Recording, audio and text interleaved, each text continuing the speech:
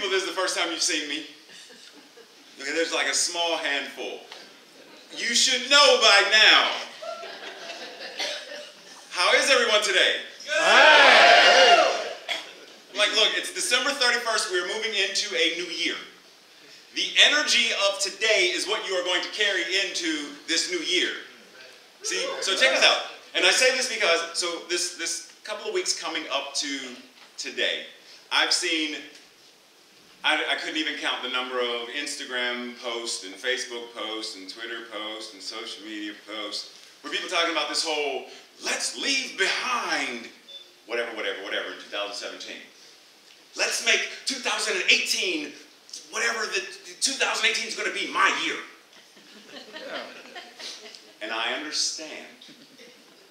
However, having been someone who has set a whole bunch of stuff on fire, I don't care how that sounds, you know what I'm talking about, in a bowl, having set a whole bunch of stuff on fire,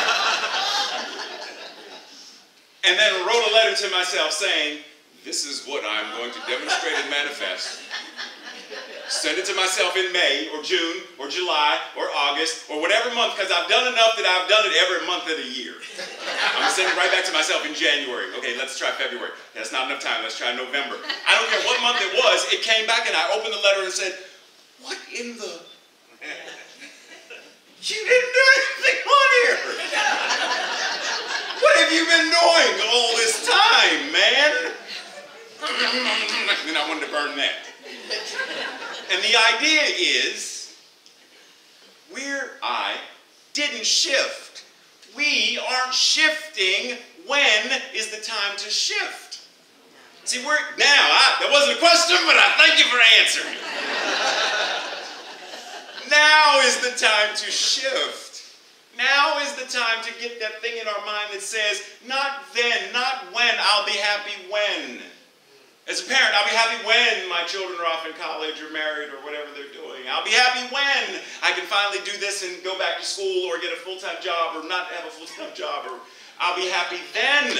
I'll be happy when I can retire. There is no happy then. It's all now. It's right here, right now. And I understand there is a beautiful thing about the ceremony of ending the year and moving forward. And that is fine. But if we get stuck in the roteness of, the perfunctory thing of, gotta make the donuts. Gotta make the donuts. Gotta make the donuts. And that's what we're doing. Gotta make the donuts. Then when do we sit down and enjoy the donuts? Like, when do we truly enjoy and embrace the deliciousness of life if we are so busy making life that we're never enjoying it and living it?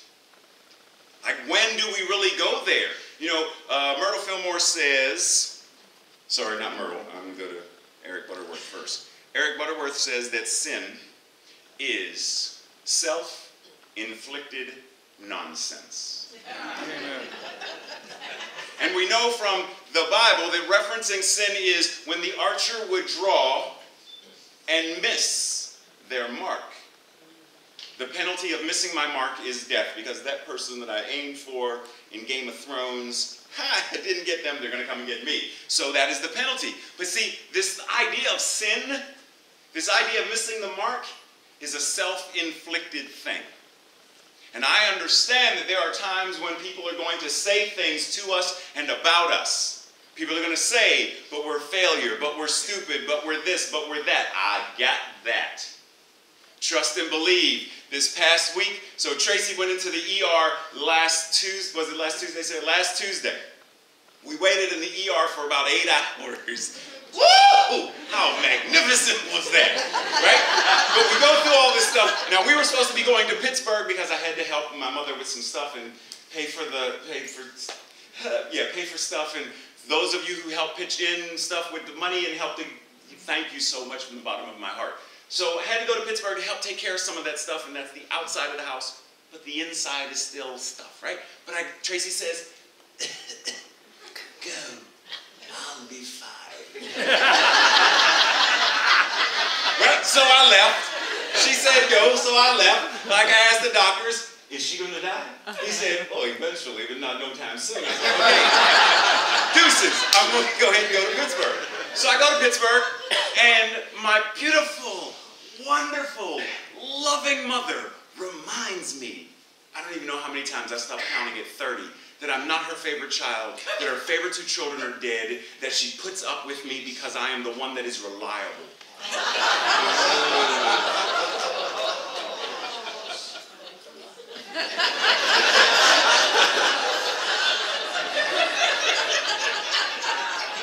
Yes, Jesus. So I'm standing in this perfect, beautiful, now in the moment it didn't feel so beautiful in the moment, but after a while I remind myself there is nothing she can say to me unless I agree for it to hurt, harm, hinder, or destroy anything in me. I don't care what she says. I don't care what anyone says. I don't care what anyone does. There is an I am presence in me that is untouchable by any darkness, any false claims, it's not possible. It's not possible. So anytime we allow that idea of not enoughness, if you knew me, you would, whatever it is, any of the things that we're talking about letting go in 2017, any of that stuff, the moment we believe that it is a thing, we are bound by it. So whatever that is that we are going to set on fire tomorrow, remember it is that specific fire with Gary. Whatever that is, don't just go through the motion of setting this on fire thinking that this is it. Whatever, that's not it. If we are not also setting ablaze what is in here and what is in here, then whatever goes in that bowl means absolutely nothing. Because the ghost of Christmas past will carry over into 2018, and we will find ourselves in 2018 running from the same, but I thought I set that on fire. And it will still be there in 2030, 31, 57. It will still be there. So when do we say, enough is enough? When do we say, it is time for me to love and enjoy this life? Time for me to love and enjoy myself in a way that I didn't even think was possible. Time to love and appreciate myself in a way that if I had known then oh my goodness, everything is beautiful, even when the bad stuff happens. Because I know that the bad stuff isn't really bad stuff. It's a label that we put on it. Very similarly to, and I already know I'm going to get some faces on this one, and I don't care. That amazingly beautiful pest, the cockroach, is made of God, and therefore must be beautiful in its own way. Just because we don't like it doesn't mean it's bad. Just because we go to Shoppers or Giant or IKEA or whoever we go to, you got something that I can put in like a little hotel for them because I want to help them check in and have a vacation. I'm told that they don't check out once they check in. Can I get 50 of those? Like whatever that is, it isn't bad. Bad is the label we put on God in whatever form that God is showing up.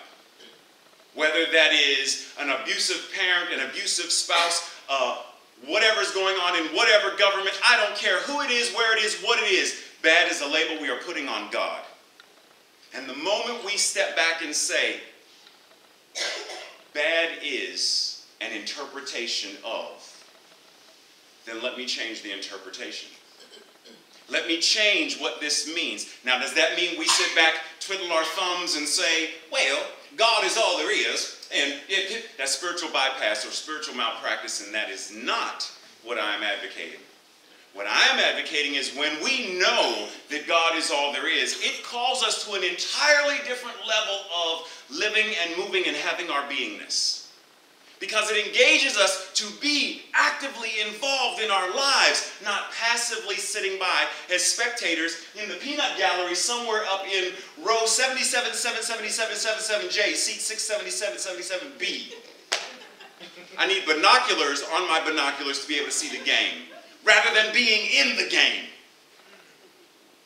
When we know what we are, and we know, what is this man's name? Robert Greer is what I want to say. Don't quote me on that, because I know some of y'all will email me. That was the wrong name. Robert Greer is the name I'm going to say right now. Robert Greer said that when you are moving with integrity, you know what to do because you know who you are. When we know who we are, and we know what we are, we have no choice but to do what we are here to do. How many, and I think I've done this before, how many people in here who would call yourselves musicians of one shape or form, whether it's vocal, instrument, or something, musicians? Put your hands down. Artists, meaning drawing, painting, sculpture, photography. Dancers, movement people, something you have to move. Okay. Now, what if I told you you could never play your instrument, never sing again, never dance again, never draw again, never paint again, never sculpt again? Would you feel, never dance again, never move again, never engage in your art again, whatever that, never cook that beautiful meal that you, never involve yourselves in the chili cook-off again and challenge everybody with your beautifully delicious, never again? Would you feel complete? No. You would feel that something's missing. Why? Because that thing is part of who and what you are. So to not be able to do it leaves you feeling something's missing. But see, there's this other part of who and what you are that we very comfortably deny ourselves. And that's the God part. It's very easy. So, anybody in here know Abraham Hicks? Okay, so for those of you who don't, look at it. It's homework assignment. I'll check back with you later. So Abraham Hicks tends to start off, Esther will start off and she'll say, are we knowing what we are wanting? And people will say, yes. Really? Like, do you really know what you are wanting? Because it's a completely different thing to want, to desire, and to expect. Because see, we want. And we want like children who want that brand new bike or that Xbox or that PlayStation or that whatever it is. We want and we want and we want. But if we know our parents are liars, we don't expect to get it. We want it though, and we dream about having it. But we know that for whatever reason, mom and or dad or whoever is not, they are not. Because either they can't or they won't. Because the bottle means more than my bike.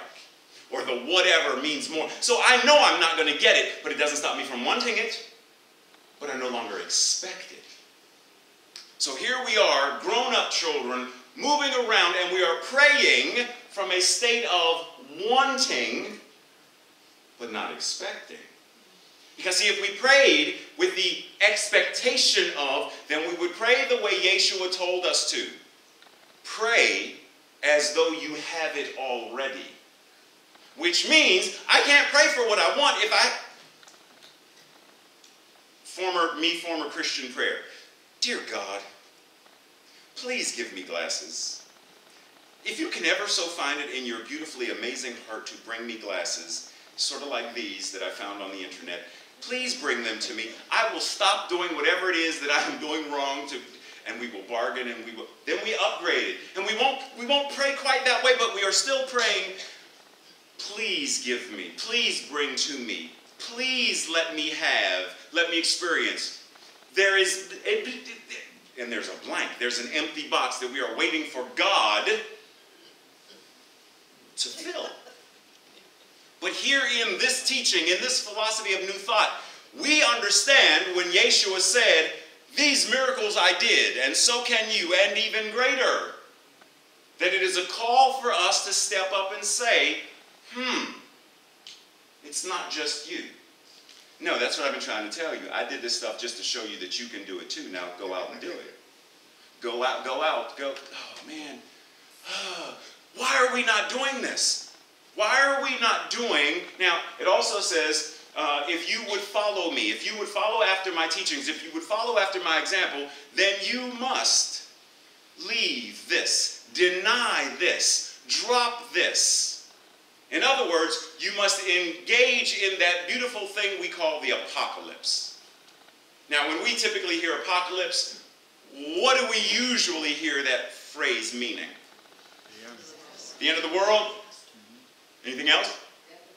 Death and destruction. Anything else? One more? Zombies. Zombies. Thank you for that, because I'm going to take that one too. So, one, end of the world. Yes, it is the end of the world. The end of the world of suffering. The end of the world of pain.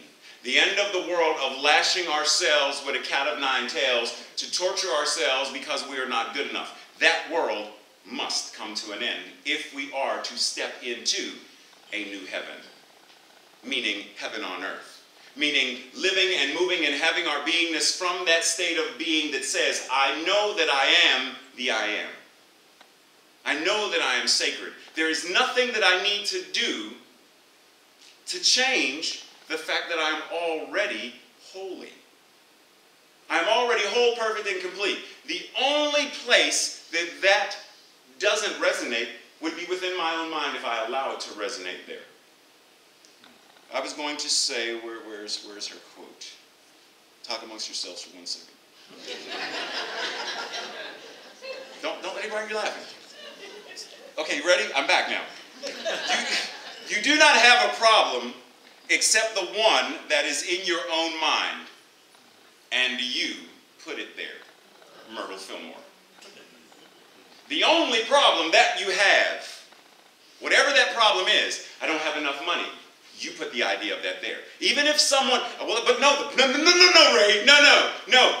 Look at this. This is my check balance.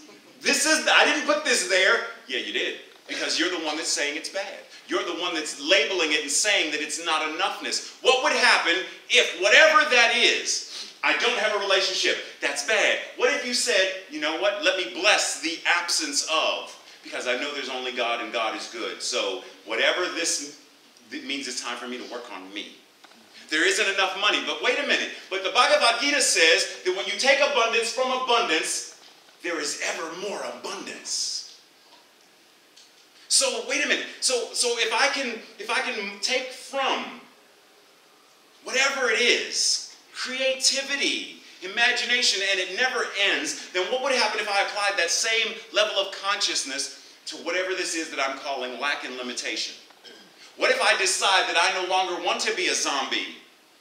Walking, time to make the donuts. It's Monday morning, time to go to work. Whatever that is, because you know somewhere in our consciousness, and if it's not you, because you are the enlightened folks, so I know this, but you know someone who is that person. That every Monday morning,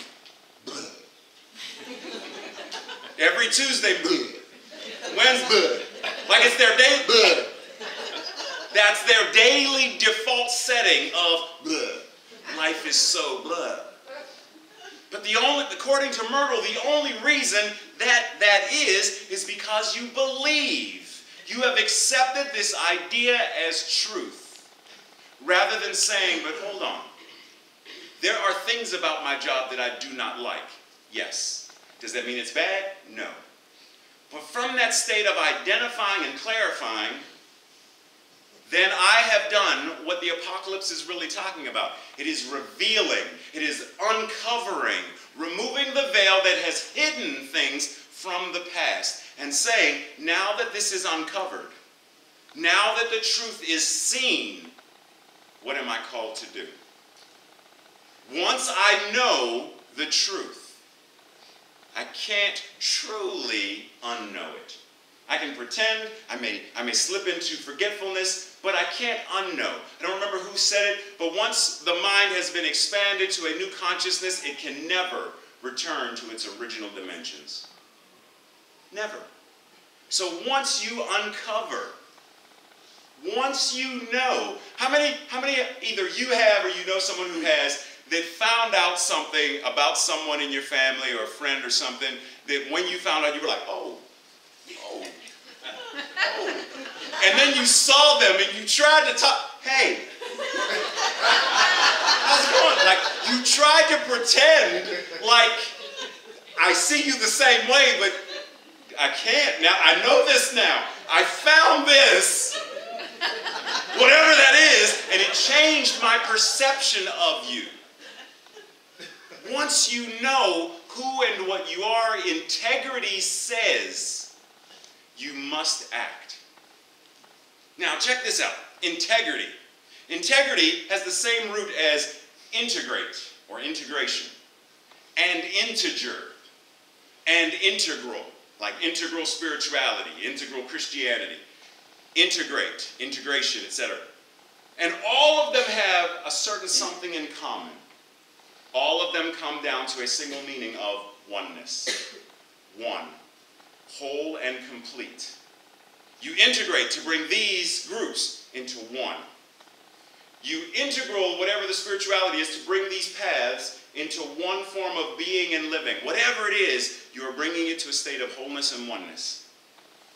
So integrity is actually a holy and sacred thing. That when we are acting from integrity, we are walking and moving and having our beingness from a state of mind that says, I know that I am sacred and holy. And if I know, then it changes how I live, move, and have my being. So that means 2018 doesn't have to be your year. If in this moment right now you say, this breath is my breath, and it is a beautiful breath. And these feet and these legs and these hands and these arms and this face and this bald head or whatever it is. That thing might just be rich enough. But whatever it is beautiful and it is perfect and it is God right here. And if we move from that awareness, then of course, how could 2018 not be your year? If you are moving and having your beingness from a state that knows you're perfect already. You're beautiful already. I don't care how many times you have, yeah, so I'm going to go run this race. Oh, man. And I'm keep on running. Yes, you are going to run and trip and fall. Yes, it's part of the game. Yes, you are going to learn how to plie and releve and whatever that is. Yes. Yes. Yes. And there are going to be times when it is a beautiful movement, and there are going to be times where you're going to say, yes. But it is the gentleman who founded Mind Valley Academy, Vishen, anybody here know who I'm talking about? Okay, okay, Google it. I can't think of his last name right now. Starts with an L. Vishen. He created this video, and in there he calls this thing the beautiful destruction, or a beautiful mess. Why can we not be in love with the mess? Anybody in here ever played with clay? Made a pot or something, an ashtray for your parents because they smoked every day or something? And playing with clay, you get dirty. But that's part of the joy of it. Part of being an improvisational artist is sometimes the notes are going to sound messy to an untrained ear. But the master of the improv knows every note has its right and perfect place. Doesn't matter how it sounds, doesn't matter how it looks, doesn't matter to a certain degree how it feels when you know that the underlying truth of it is perfect and perfectly perfect.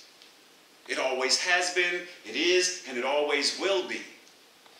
So the challenge is, because I know that we have these, for the last 6 months I have been either counseling, coaching, training, mentoring, something, a group of people, 20-some people. And they and other people are coming to me saying, I'm not satisfied with this anymore and I'm ready to change it. I'm ready to do whatever, and I'm pretty confident that you can help me shift it, and if you can't, you'll at least be able to point at it and say, is that what you, Ray, thank you, I didn't even know that was there. Now I can take this and deal with it. The challenge is, find someone, something, find a book, a mentor, a teacher, a prayer chaplain, a something to help move forward. Because if we don't do it, then 2018 will be what 2017, 16, 15, 14, 13, 1966 have always been. Ad infinitum. It will go on, forward and backward. It will be the same thing. It will be the same soap opera. Different characters, although Susan Lucci will still be there, but it'll be the same thing. It'll be the same show. It won't matter. So the question is, are you ready to get off the hamster wheel of mediocrity and step into a life of mastery? Because if we do, if we want to, and I know it's scary, if that's what we want, then we have to welcome the end of the world. We have to welcome the end of the world that says, I'm not good enough. That world has to end. The world that says, well, we have to have war. We have to have poor people. We have to have, then you really don't believe in God.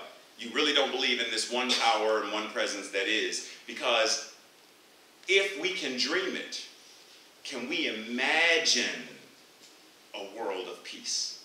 Because if you can imagine it, then it exists. Because there's only one mind, and that mind is God's mind, and that mind is amazing, and that mind is my mind now. So whatever my mind imagines can become physical, tangible reality, because everything came into creation that same way. Every article of clothing, every tool and instrument, everything came into being as a birth of an idea in somebody's imagined idea. I've said this before. Can you imagine that if the person that created the TV had been born in 1812, how many bonfires they would have built? You are a witch. No, I'm just trying to create a TV.